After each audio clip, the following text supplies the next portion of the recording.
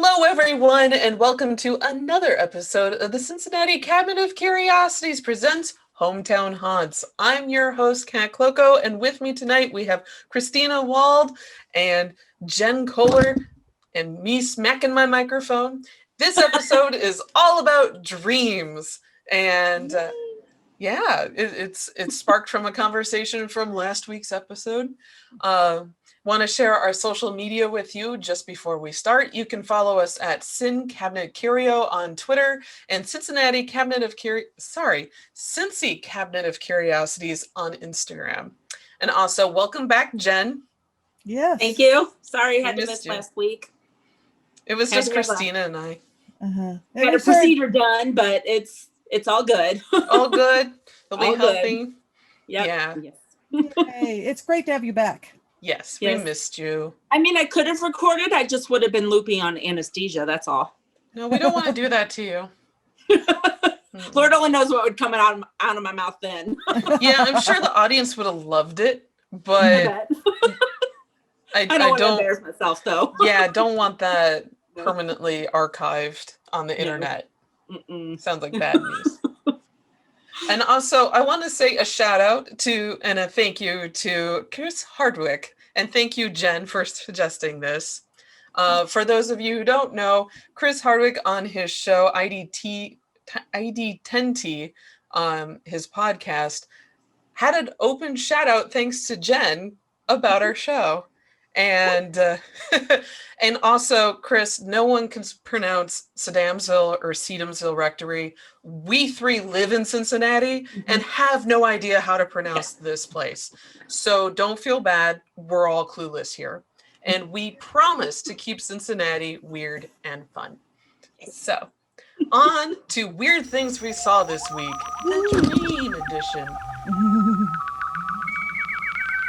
Do you want to start? Are you okay? Are you okay, Jen? Sorry.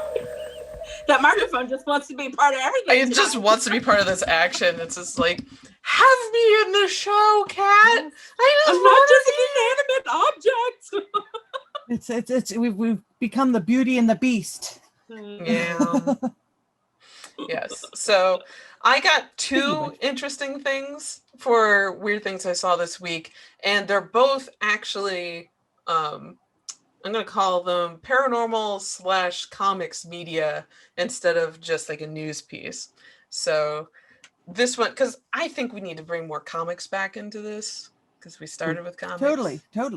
And also, isn't today Jay's birthday? It is Jay Calagayan's birthday. Happy birthday, Jay. Happy birthday, Jay. Of course, It won't be his birthday when this airs, but but I believe in celebrating birthdays for a long time. So yes, this is his birthday week. Yes, and for those of you who don't know, Jay and Dylan wrote the Mermaids of the Ohio River portion of the Cincinnati Cabinet of Curiosities issue 1, which is also sorry, Christina, it was my favorite submission into this volume. And I'm discounting my own chapter as well. They rocked it. So happy birthday, Jay. Speaking of comics, so my news article is there's a new Hellboy from Mike Mignola in Dark Horse Comics. It comes out February 17th, 2021, and is entitled Young Hellboy, The Forbidden Land.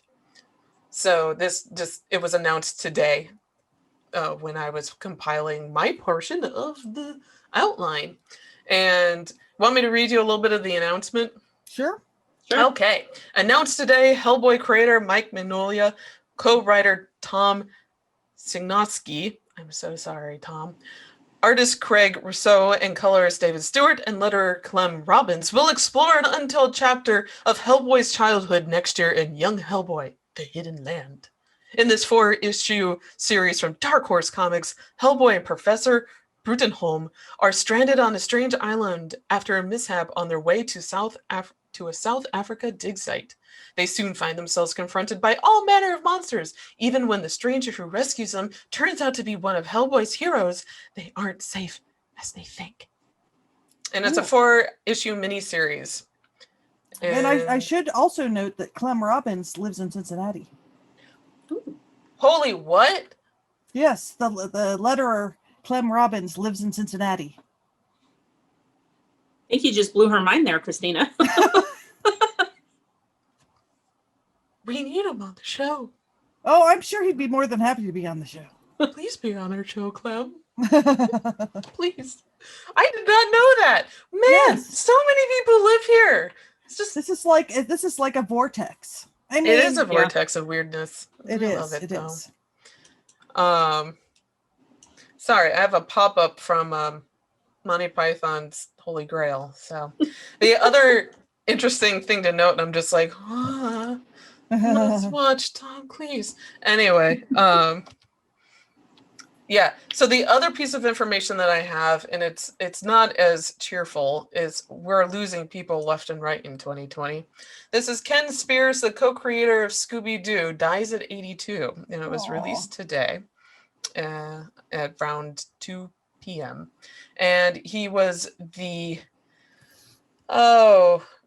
man best known for helping create Scooby-Doo with co-creator Joe Ruby. He was 82 years old, and he died from Lewy body dementia, which that one's hard. I'm so sorry, Spears family. That my mom has Alzheimer's. I know the grief that you all just went through, and I'll read the rest of this statement once the Holy Grail pop-up goes away. So, Ken will forever be remembered for his wit, his storytelling, his loyalty to family, and his strong work ethic. Kevin Spears said about his father, Ken has not only made a lasting impression on his family, but has touched the lives of many as co-creator of Scooby-Doo. Ken has been a role model for us throughout his life and will continue to live in our hearts. And I will say Scooby-Doo was one of my favorite cartoons as a kid. I'm sure it is for a lot of people who like strange and spooky things. So this is kind of a shot in the gut for all of us who love animation, love spooky stories, and love Scooby-Doo. Mm-hmm. Yeah, that's a bummer. I hadn't heard that. Yeah. I hadn't either. Yeah. So Alex Trebek and Spears get to play I trivia remember the forever. Scooby-Doo haunted house at Kings Island. Yeah. That was always a favorite. Yeah. Until they rebranded it all with Scooby-Doo. Or not Scooby-Doo, they rebranded it all Snoopy. with Snoopy. Snoopy, Yeah. Scooby-Doo, like too many O's. Well, they couldn't keep the licensing when it wasn't Paramount anymore. Yes. Yeah. It was kind of a weird transition. But that's a different thing. Slightly. Yeah. So, Jen, do you have your story? Yeah, for the dream theme, I just did, in all honesty, a quick Google search that came up with some interesting facts about dreams. And this is from alaskasleep.com. It's a Alaska Sleep Clinic. 12% of people dream in black and white. Blind people can still see images in dreams. You can only dream about faces you've already seen, either in person or on TV. You become physically paralyzed during rapid eye movement, REM sleep, where the most vivid dreams occur.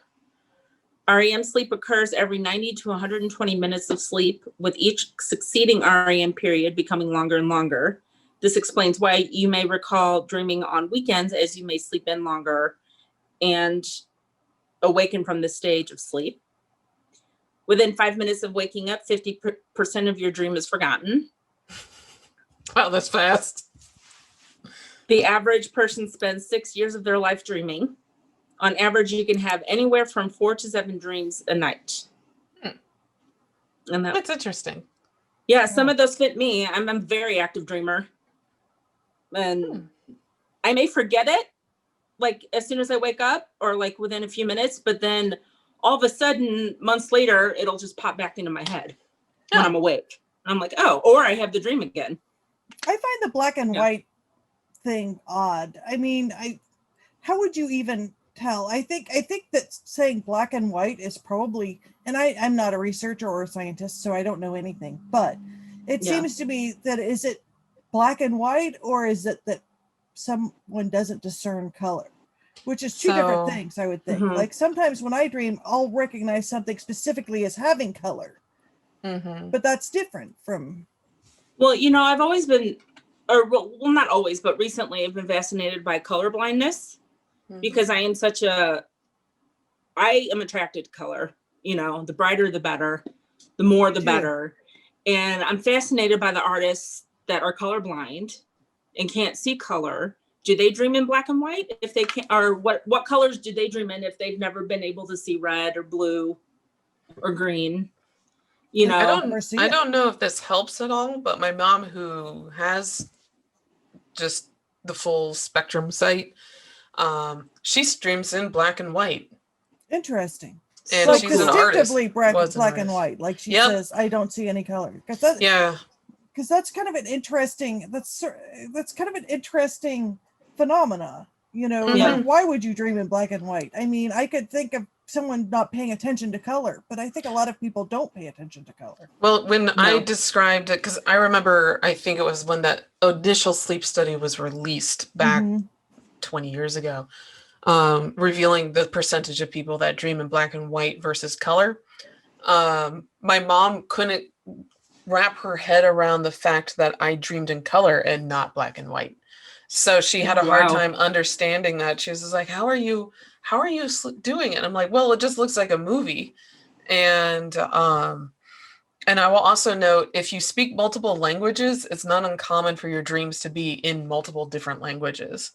Like this is just an aside, one dream I remember was a detective whodunit through Tokyo, completely in Japanese, with me as a detective trying to figure out how my friend got kidnapped and where she went. And I was chasing taxis everywhere.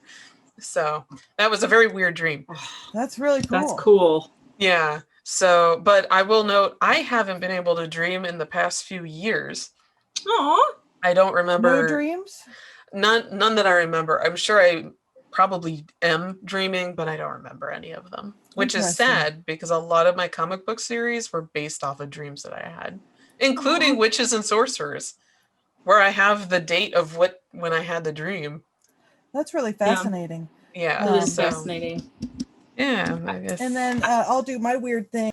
It continues with two dream topics. One is, again, my favorite site, Mysterious Universe. But I had read a story similar to this on several other sites, and it's the coronavirus pandemic is invading our dreams. Now, it says, have you been having unusually vivid and realistic dreams lately? And actually, when the virus first started, I was. You know, in my situation of being a freelance illustrator, I've never had to get up at certain times or anything like that. But I think everybody was like sleeping more. And perhaps that's why dreams seemed more vivid. But you have just said you haven't had dreams, so it's not right. Not report that effect. No, I'd be the little anomaly in their research. But I did notice, like when it first started, I was having much more vivid dreams and very weird dreams. And I've always had weird dreams. I wish I had. I should keep a sketchbook I have a couple friends that keep sketchbooks by their beds to draw when they get right out of bed. I thought about doing that, but since I'm usually drawing 14 to 16 hours a day anyway, I felt like maybe having a drawing pad next to the bed's not so great. And plus, as I've gotten older, I need a lot of light to draw, which is very disturbing to your partner if you're trying to draw. You know? Yeah, that would be. So, you know, I think pillow over his head. I already do a lot of stuff that's really annoying. I think if I started sketching in bed, that might be a deal breaker. I don't know. You know, it's like, isn't there one place where you can't sketch? I mean, really, you know, so boundaries, you know. Yeah. But it's interesting. It says that a lot of people have been reporting vivid dreams and been able to recall their dreams. But that could also be if you had to work from home, you know, your sleep's not being interrupted. Most people have to had before virus, had to do long commutes. And so it's possible that they are getting more sleep and better sleep. And so the dream thing may just be a happy or maybe not so happy side effect. Maybe. But we'll put links in the comments so people can look at. And my other weird thing is just before the show started, I got you know, everybody gets those emails from Design Taxi. And they were talking about there's a new app that is called Ware. And what it does is people with PTSD that have nightmares, I guess if you're wearing like your Apple Watch at night, what it will do is recognize if you're like having interrupted sleep or act like you're kind of struggling or whatever, and it will wake you up from bad dreams. Oh, wow. Which is How? interesting. Like with a zapper? It No, has, it probably vibrates. I think it vibrates or an alarm goes off. Yeah. Because or you may be able to pick. it actually said on here how it worked, and I it said, Well, I have an Apple Watch. Ta-da! And it's an older model, but whenever I have a timer go off, I have it on vibrate. So it could just vibrate you awake, especially if you have a significant other with you in bed. well, It's apparently the what it kinder does, thing to do. apparently what it does is it tracks your heart rate and like if you seem to be experiencing stress in your sleep, it will intervene. And it looks like what it does is it does vibrate. So it apparently also adapts to your individual reactions at night, so it knows kind of if you're experiencing bad dreams and stuff. So apparently people that have been in traumatic situations are plagued with nightmares. So Yes, they are. this is a really neat product if it works. I think that there's a lot of studying that could be done on dreams. Perhaps there's a lot of studying that could be done on reality too. I don't know. But and that stops you from, obviously it wakes you up, it stops you from having it stops.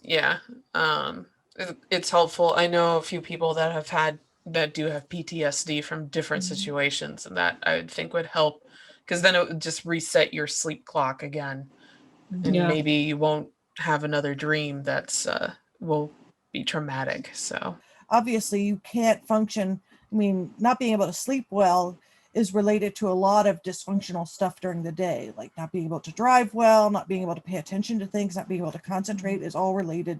people and actually get your health. loopy. It's actually your health. You kind of heal when you're sleeping too. That's why it's such an important function. Yeah. So everyone, our topic for tonight is dreams. And Christina, you have found something that Tolkien is, like, I'm going to say obsessed over? Well, I think obsessed over is probably a good way to describe it. Yeah. So it seems that he had a recurring dream, maybe nightmare of the last hours of Atlantis basically crumbling around him. And this influenced him a lot. Can you tell us about that? Yes. They said the Numenorian story that he wrote, which you can read a bit of it in the appendices of Return of the King, but also he wrote about it a little bit in, it's not part of the Silmarillion, but it's like, I can't pronounce the other thing. There's two stories about Numenor, and Numenor is basically his take on the Atlantis story. And he had a recurring dream where he saw a giant green wave coming and taking out a city. And his son apparently also had the same dream, but I couldn't find in the time today that I was looking something to corroborate that. I think I heard that on a Tolkien podcast. But the quote here talks about how he says, "This legend or myth or dim memory of some ancient history has always troubled me. In sleep, I had the dreadful dream of the electable wave, either coming out of the quiet sea or coming in towering over the green inlands. It occurs still occasionally, though now exercised by writing about it, it always ends up in surrender, and I awake gasping out of deep water. I used to draw it or write bad poems about it." So he wrote a lot of poems about it, and he drew pictures of it. But I think it's interesting that he wakes up drowning. Yeah. So that's a pretty strong image. And he said he also, the character of Faramir, ended up being an emulation of himself, because Faramir also talks about dreams. And so he very much believed in Atlantis and was obsessed with Atlantis, and again thought he was in Atlantis. It was a very fascinating aspect to his world creation. Yeah, it's interesting having multiple generations having similar dreams too. Yeah. So it just makes me wonder what was happening that was so similar that father and son would have the same type of dream. Did they live near the ocean? Well, they lived in England, so that's near the ocean. I mean, Not all England's of a little England tiny. is next to the ocean. Sometimes you're in the lake area. Well, yes, but England is an island, so Yeah. it's kind of hard. It's kind of hard to not see ocean, but he definitely was influenced by that, and plus that reoccurring dream. Mm-hmm. So not to necessarily bring religion into it. I'm really not a religious person, but my mom she was raised Catholic and then converted to Buddhism when I was a child. Mhm. So one of the things she used to tell me a lot was that, she believed in reincarnation and that we are all connected in some way in our past lives. So like I could have been your sister, or I could have been your dog, or a cousin, or your best friend. So it's kind of a fascinating thing to think about. Maybe they were connected in a past life somehow, or there's something about genetics, I think, that you can carry down from generation to generation that's not necessarily just the physical. Mm-hmm. So, that's fascinating. Yeah, it's a really interesting story. And then after this, I also posted an article about people problem solving in dreams. And I know, like, when I'm having trouble with a painting, for example, if I just go to bed or take a nap or something, like if I'm having trouble figuring out something or resolving some art problem, after a sleep, I actually am able to solve the problem. I tend to be at my best when drawing and painting in the morning, and I think it's because I've been working it through at night. And there's a lot of famous inventions that are related to dreams, like the invention of the sewing machine needle. Did you know have you guys heard that story before? I have not, but I was going to say probably this is where the term "sleep on it" comes from. Exactly. But please share the story about the sewing needle. Yeah. Elias Howe, the inventor of the modern sewing machine, faced a great dilemma while making the machine. He didn't know where to provide an eye to his sewing machine needle. He couldn't provide it in the tail, as it usually is on hand-done needles. One night, after he'd spent days figuring out a solution, he saw a dream in which he had been assigned the task of making the sewing machine by a king. The king gave him 24 hours to make it, or else he would be executed. He struggled with the same problem of the eye of the needle in the dream. The time of execution arrived. He was being carried by the guards for execution. He noticed their spears were pierced at the tips. He found the answer. He should provide the eye of his sewing machine needle at the pointed tip. He begged for more time. Whilst begging, he woke up. He rushed to the machine and found that he had solved his problem. So they were holding spears that had the eye of the needle at the opposite side. There's been a lot of cases where people have practiced things or thought about things during their sleep, and they've actually found if you're doing a task like working a maze or whatever, your brain is doing the same electrical activity as if you were doing those things. Mm-hmm. And then I will put this link in our show notes. Mendeleev, I don't know how you pronounce it, envisioned the periodic table in a dream. So there's a lot of stories like this. It's pretty cool.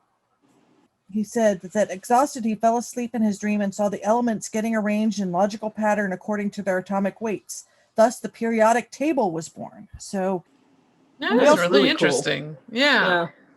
And they said also Stephen King's plot for his famous novel Misery was also inspired by a dream, as was Stephanie Meyer's Twilight. And Mary Shelley, the creator of the Frankenstein monster, had actually seen the character in a dream. Oh. So there's a lot of stories like that. And I know several artists that are working on dream journals and paintings about dreams. One of the artists that we're going to be, one of the people that gave me dreams today, she has been working on, I follow her Patreon, and she's been doing artwork based on her dreams. So yeah, like I said, I personally identify with the artwork basically being made, because like I said, Witches and Sorcerers was based off of a dream. The entire first story arc, it was a dream I had. But also my first comic I ever did, Miss Gray, was also another dream I had. So apparently I dream about Grim Reapers and sorcerers while I'm sleeping. Well, it's probably I watch too much TV. I start dreaming that I'm a character in the TV show. Oh. Like I've had dreams of X-Files, like I'm running around with Mulder and Scully trying to find the that's aliens. Fun. Yeah. I did have dreams of being one of the Sailor Scouts from Sailor Moon. Oh, that's cool. And I will admit, I was an adult when I had these dreams. So Nothing wrong with that. no, Nope, not at all. yeah, it's. So, I so could they fly in that dream too. It was awesome. Those are the ones you never want to wake up from. Yeah, I was so upset. I was like, "No, Yeah. Sailor Mercury!" Ah! I was like awake Yeah. and I'm like, "Oh, boo." this has instructions if you want to solve something in your dreams. Now, whether you actually would do these at all or not, I don't know, because it seems like if you force it too much, it probably doesn't work the way that you want. It seems like it's more your brain is still thinking about stuff when you're obsessing about it, and that's why your mind is still trying to solve the problem. I mean, they really don't. I don't know if anyone looked this up, but they still aren't sure exactly why people dream. Yeah. There's sort of the scientific explanation that they keep talking about, but they really still don't understand it. They're trying to figure out. I mean, many books have been written about it.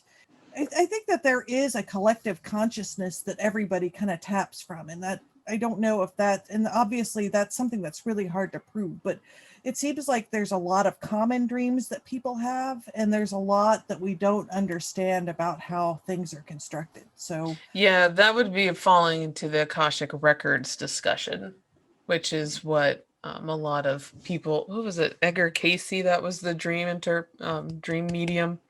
Hmm. Like he fell asleep. I think it was on a Bible and was able to magically rehearse basically half of it. There's me thwacking the mic again. Um, it had an yeah, opinion. it did. It's like Edgar Casey. It was my cousin. Have you ever been able to control your dreams, like lucid dreaming? Mm, You ever Yes. tried that? I've tried when I wanted to fall back asleep on a Saturday morning and be Yeah. like, no, I don't want to go. Yeah. My brother says he can control his dreams, and I don't know how. Like, I could think of something and I might dream about it when I go to bed, but to like actually control them when you're asleep is something else. Yeah. Yeah, I think there's Yeah. so much that we don't understand how brains work. Yeah. A lot of times, Yeah. Just looking at the electrical activity and stuff doesn't give a big enough picture. For example, one thing that's interesting is if you've ever had that experience when somebody asks you a question, you can't remember it, but you remember it like an hour later. What it is your brain actually is working on the problem. It just takes that long for your retrieval system to work. So it may not be instantaneous retrieval. There's a lot of what would you say, dusty bookshelves in your brain, and so sometimes things are not always easily accessible.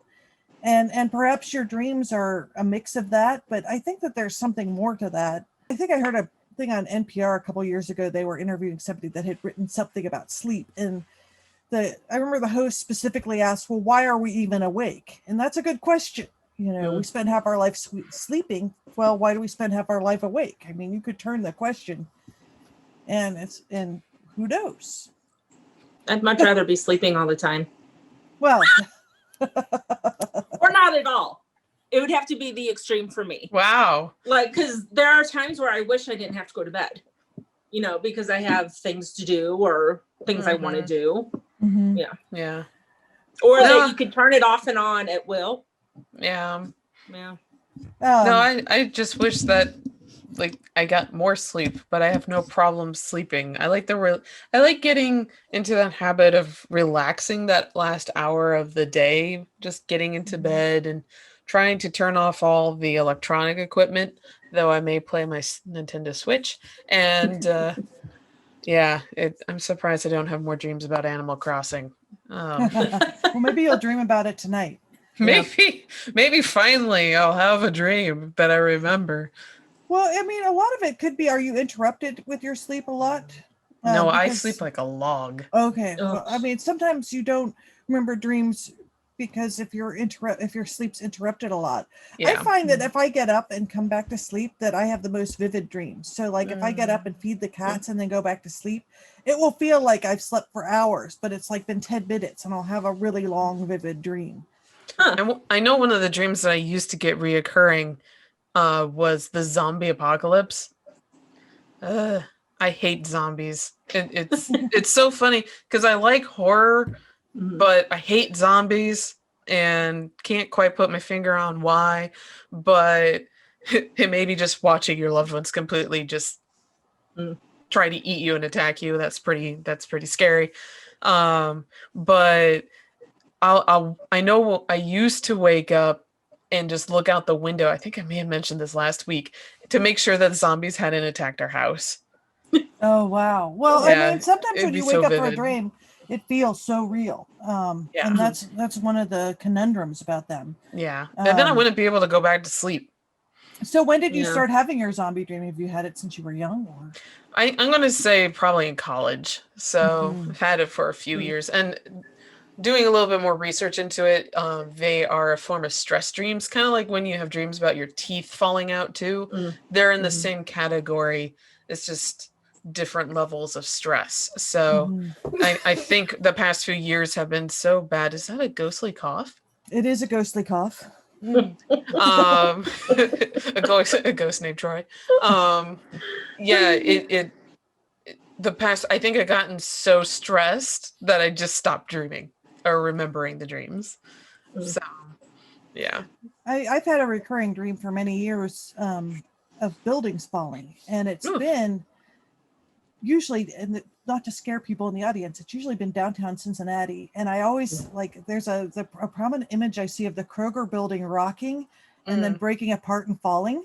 And it's a pretty ugly building, so maybe it is, I don't like that building that much as far as looks, so maybe that's what it is. But a lot of times, it has been in other cities too, but mostly in Cincinnati, and it's usually seeing a building starting to fall and like starting to topple, like starting to rock and then break apart.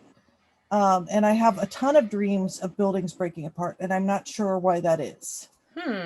But it's been a lot of it specifically seeing Cincinnati start to break apart, like buildings. Isn't the Kroger building the old Kenner building? It is. It is. But I'm not sure.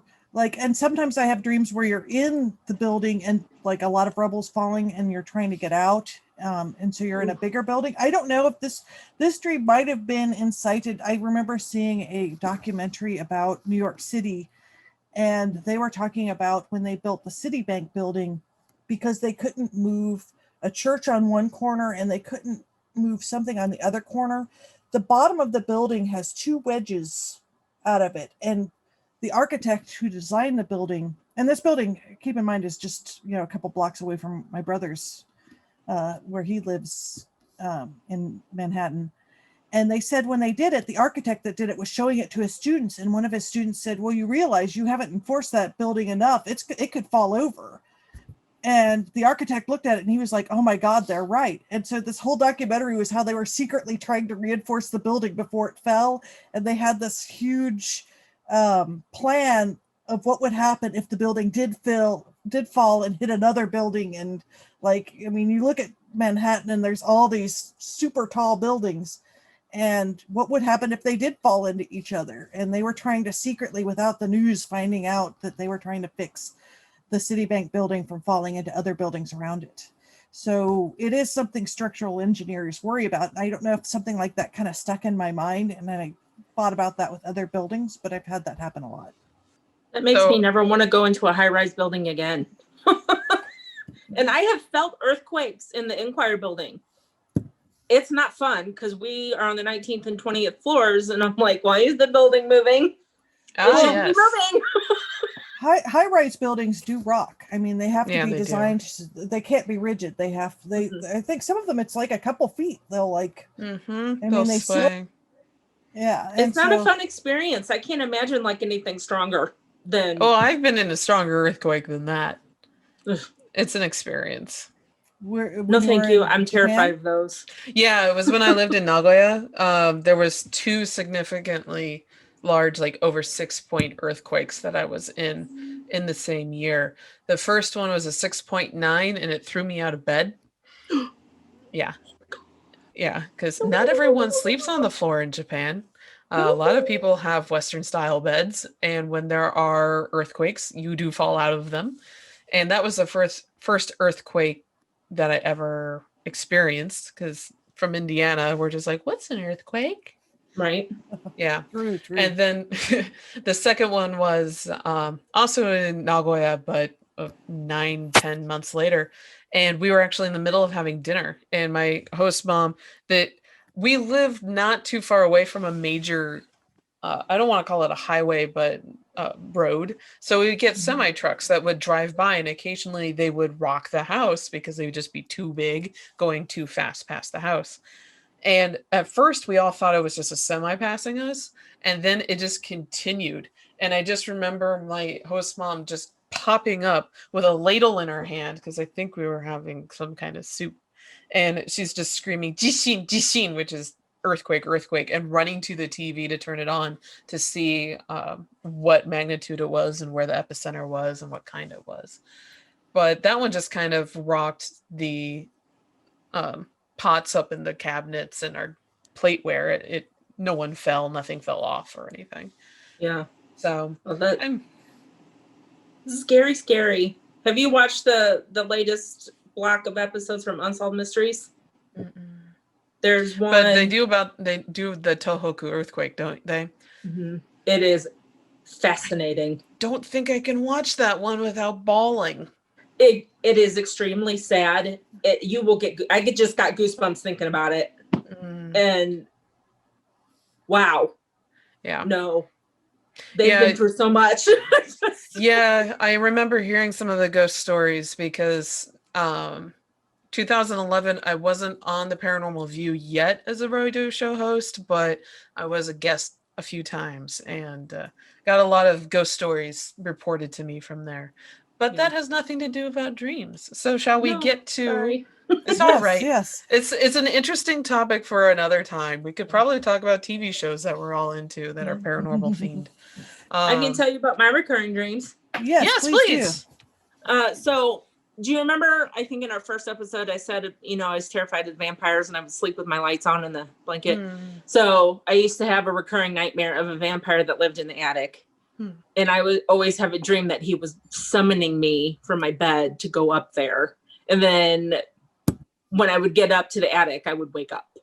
And I had that, I don't know, I think until I might have been a teenager. Wow. And even once as an adult, which was weird. It just kind of happened. And then, go ahead. No, go ahead. You weren't done. So vampires, always on my head, in my brain. And then as I got older, my recurring dreams often revolve around houses that I lived in or like schools I've been to. I have a lot of dreams of my elementary school, which is weird. And then I have a lot of dreams of my childhood home, which was kind of like an old Victorian house. I swear to God, it was haunted. But I go back, I have dreams in that house, and it's always angry at me for some reason. And then I got to watching Hoarders. And when I watch too much Hoarders, I start having dreams about houses I've never been in. But it's like a combination of everything that I've seen. And it's always a hoarder's house. But it's like a treasure hunt maze type thing too. So that's really interesting. I was just going to say, if you had written down your vampire dreams and named it Twilight, you too could have been a billionaire. We can have a whole discussion about that. Because I did try to write a vampire novel after I read Twilight. And I'm like, well, I can do that. Have I finished it? No, I have not. When did I start writing it? When I was 31. How old am I now? 42. So there you go. 42, the answer to everything. Exactly. So now's the time to pick it up again. Yes. That's true. So I can't end it. I can't figure out how to end it. Anyway. Dreams. See, the rules here are vampire inception.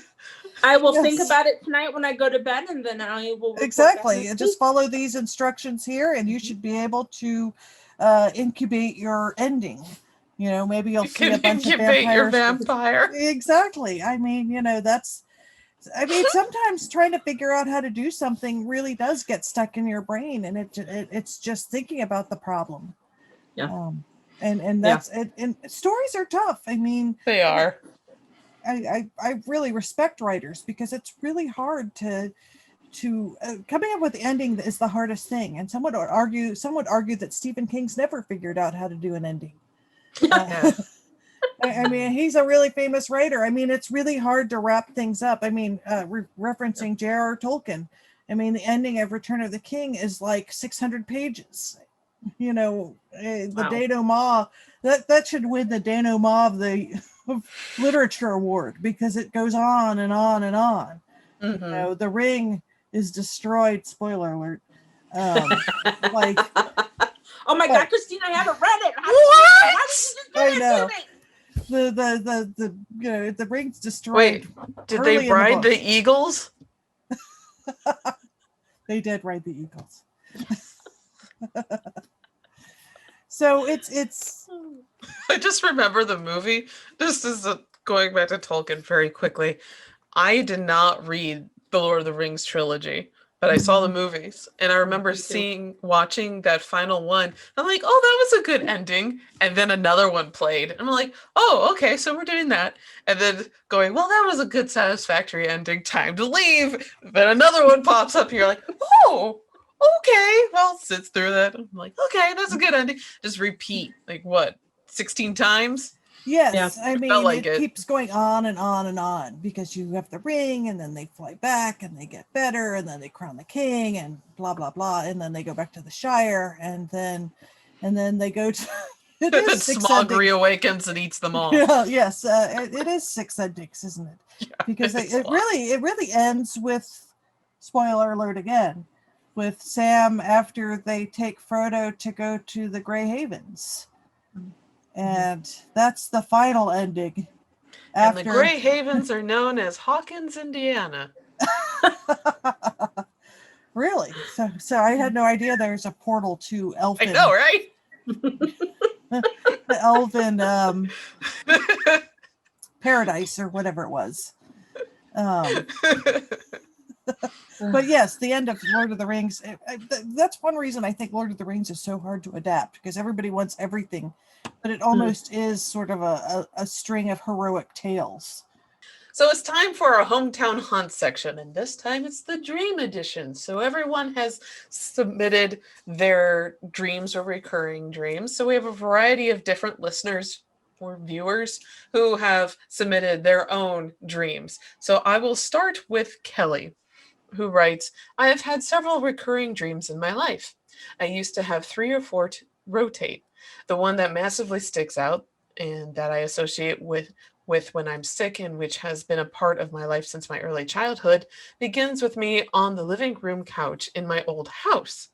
I'm on the couch with my neighbor boy, Chris, who is suddenly covered in open sores and falls off the couch. I leave to get into a van with Chris's brother, Michael. He is driving us around around a large pond towards a small house tucked in a sunny wooded area. We are in a van going towards the house to either escape something or rescue someone. As Michael drives, I look out the window and then look back at Michael, who has grown enormous tusks, and he is staring at me, still driving. Then I wake up. Sometimes it's the opposite, and we start in the van and drive to the house and see Chris on the couch with the sores. And that's the end of the dream. That's an interesting dream. That is an really interesting one. Yeah, and that sounds like I can visualize that as I was reading it. Yeah. Yeah, I don't know what the open sores mean, or the tusks. Yeah, that is a really strange, seeing people morph. Yeah, that's really interesting. I mean, it seems to deal with change and things that's like change, and I don't want to say decay, but metamorphosizing. Yeah. All right, how do we want to? Do you want me to read the next, and then you want to read Vanessa's, Jen? Sure. Okay, I'm going to read Kevin's. Kevin says, I've had a recurring dream about an apartment. It's not an apartment I've ever lived in or seen in my real life, but I've had this dream so many times that I could draw the layout of this apartment.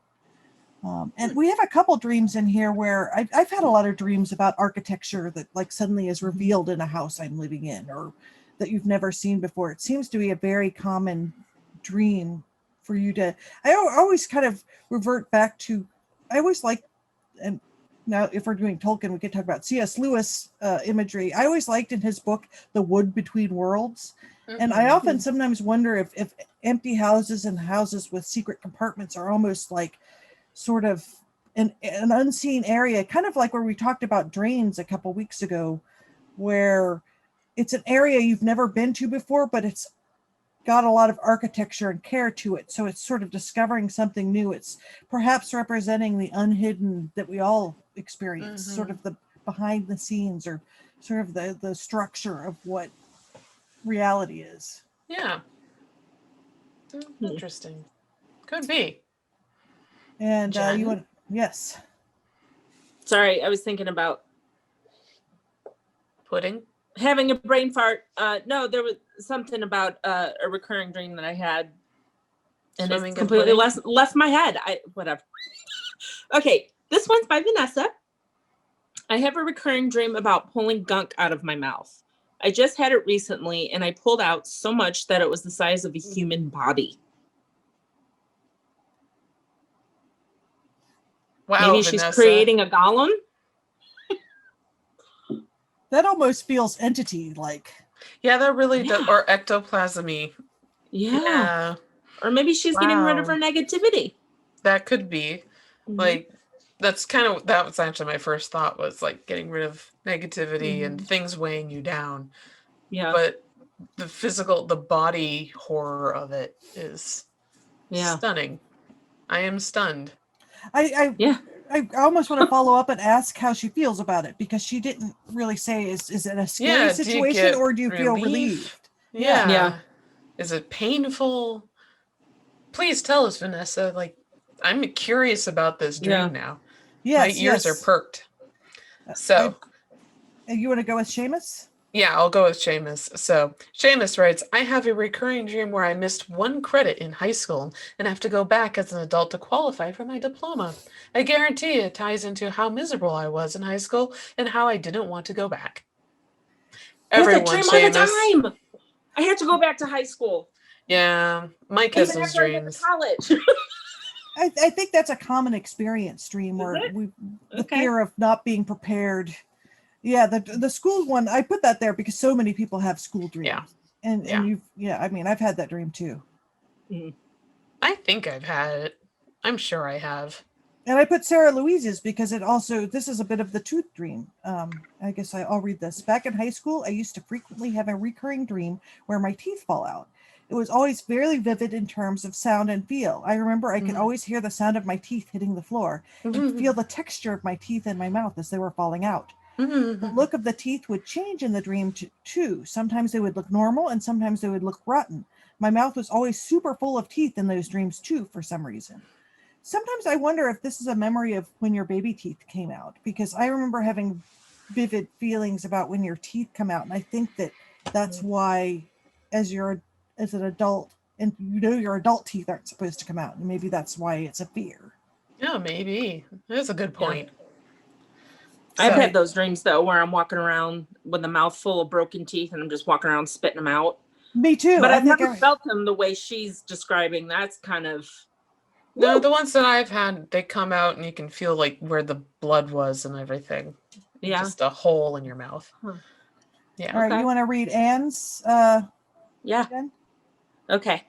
It's from Anne. I have a couple recurring dreams. One is about walking around in attics that are knee deep full of toys, and I have to sort them and they keep piling up. The other is more of... The other is more of a theme of being in buildings with dozens of weird rooms, not unlike that Kentucky Amazon house, except with cool Gothic architecture and stained glass. Kentucky Amazon house? I don't know what that is. Warehouse? Not sure what that is. I'll have to look that up too. Not sure. That's I'm not interesting talking though. about that castle that's down there. There's a hotel. And do you want to read the next one? Yeah, I can do Kathleen. Yeah. So Kathleen writes, I always dreamt of water. No matter what the dream was about, I was chest deep in water in school or places that weren't meant to be underwater. My art recently took a turn, long story, but now I paint water and I don't have those dreams anymore. That's interesting. Art is a Wow. purgative kind of thing. Yes. And this is anonymous. And a couple people had dreams like this too. I dial my late husband's cell number over and over again. I continue to hit at least one digit wrong and the call will not go through. I've had the same dream over and over again. It's maddening. Then one day I sit and talk about it. It's my subconscious trying to connect with him, but it simply can't happen as easy as one missed number on a phone call. I've probably easily called thousands of times over and over again. Crazy how one's mind copies. I'm actually kind of afraid that one day in my dream I will get through to him. But then what would that mean? Also, I have very poignant dreams about varied things, very heavy dreams where very important things happen. There's always a very dark figure there guiding me or just present. I wake up and think about the meaning of the dream. I think about who was the figure in the dream. I always realize it's my late husband.